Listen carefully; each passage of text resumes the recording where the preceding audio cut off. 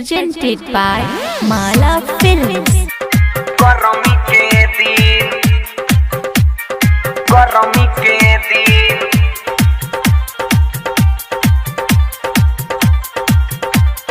गरमी के दिन DJ Arman music by Krishna Raj.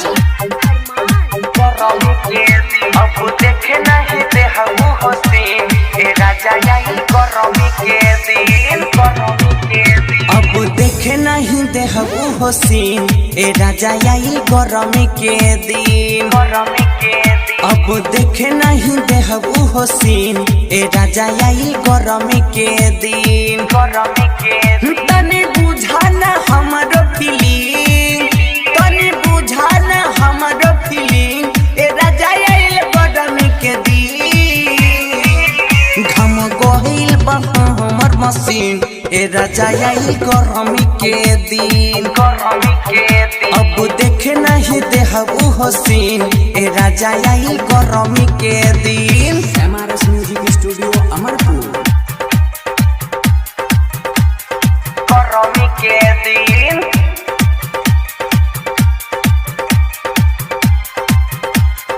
गरमी के दिन डीजे अरमान डीजे अरमान डीजे अरमान गरमी के दिन अब देखे नहीं दे हबू हसीन ए राजा यही गरमी के दिन गरमी के दिन कब से हम कहतानी मानी रहुआ बात जी बिना पूछे हमारा के लगाई ना हाथ जी लगाई ना हाथ जी कब से हम कहतानी मानी रहुआ बात जी बिना पूछे हमारा के लगाई ना हाथ जी बुझा तारा तू देख डसबीन बुझा तारा तू देख डसबीन ए राजा आइल गरमी के दिन घम गहिल बा हमर मशीन ए राजा यही गरमी के दिन गरमी के दिन अब देखे नहीं दे हबू हसीन ए राजा यही गरमी के दिन गरमी के दिन गरमी के दिन डीजे अरमान डीजे अरमान डीजे अरमान गरमी के दिन अब देखे नहीं दे हबू हसीन ए राजा यही गरमी के दिन गरमी के दिन ढेर नहीं करा राजा इससे बोला जोरी हो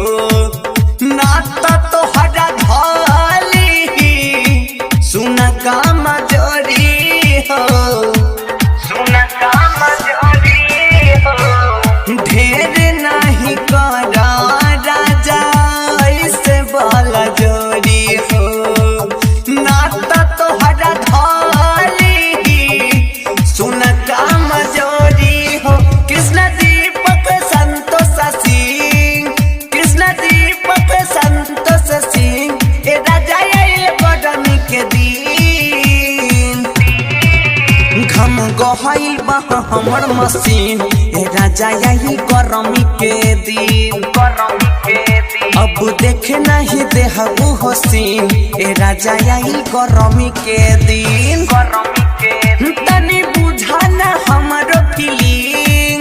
तनी बुझाना हमारो फीलिंग ए राजा आइल गरमी के दिन